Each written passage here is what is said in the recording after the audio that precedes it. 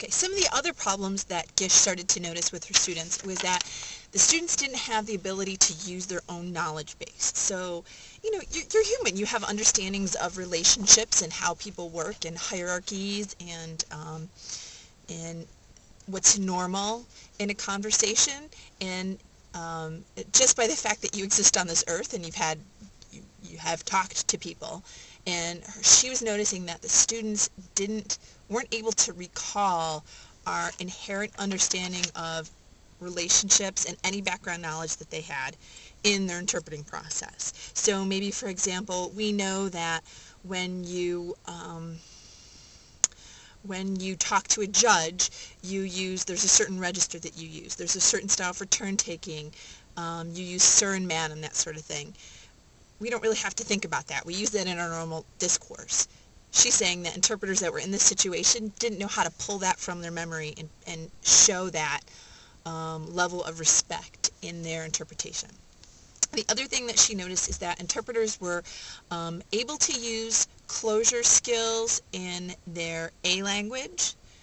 So in English, they were able to use their closure skills, but they could not do it or had some sort of hesitation when they were trying to do it in their B language, okay? So that they weren't able to make guesses or estimates, or even make a nice closure is more than just prediction, but it's also making a nice complete sentence.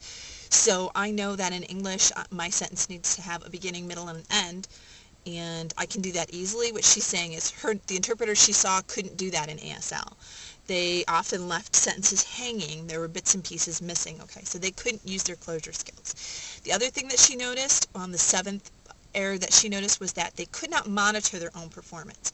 So when they were either working from voice to sign or sign to voice, they didn't have the ability to step back and say, oh, that doesn't sound right, or that doesn't look right, or I don't know what the heck I'm doing. Okay, there was no, we sort of call this meta processing, where you kind of step back and you almost watch yourself and you think, no, that looks right and sounds right and feels right. They didn't have any of that. They couldn't even begin to do that.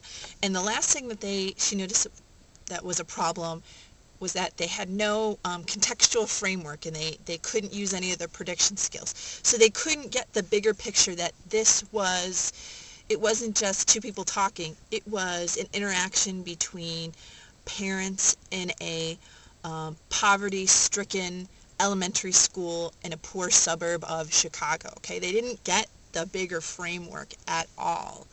And so those are the 8 sort of common errors that Gish noticed when working with her students.